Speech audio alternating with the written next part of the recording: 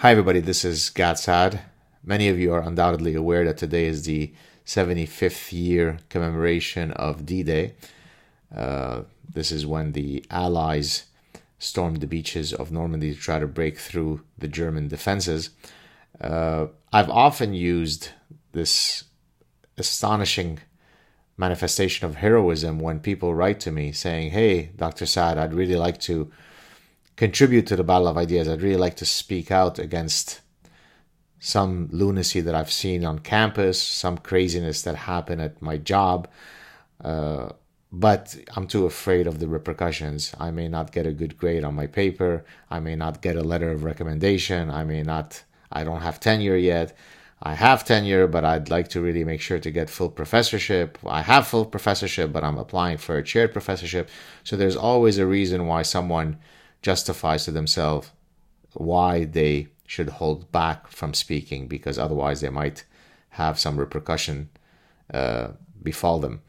Well, the guys who stormed Normandy were not granted safe passage on those beaches. They didn't go there to suntan. Many of them knew that they were going to be mowed down like insignificant mosquitoes, and yet they did it so that you and I could be here and live in somewhat free societies. I say somewhat because every day there is an intrusion on our liberties that we have to always be vigilant to fight against. And so to honor them is, of course, to stop for a moment and say, thank you, to have them in your minds and hearts, to recognize with full gratitude what these heroes did so that you and I could be standing here today. But another way you could honor them is to say, well, wait a second, if those 18-year-olds had the courage to do what they did, then certainly I should be able to muster enough courage to speak out, to participate in the battle of ideas. And here I thought it might be befitting to read for you a quote that I'm likely to use in my forthcoming book. This is from Ronald Reagan, who said, "Freedom is never more than one generation away from extinction. We didn't pass it on to our children in the bloodstream. It must be fought for, protected, and handed on for them to do the same. Or one day we will spend our sunset years telling our children and our children's children what it was once like in the United States where men were free."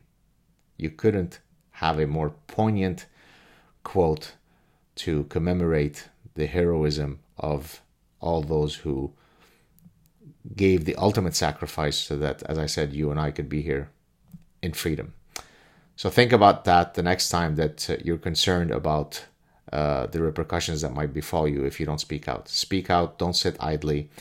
Honor the memory of those who gave everything so that you could live in the wonderful societies that you live in. Happy D-Day, everybody. Take care. Cheers.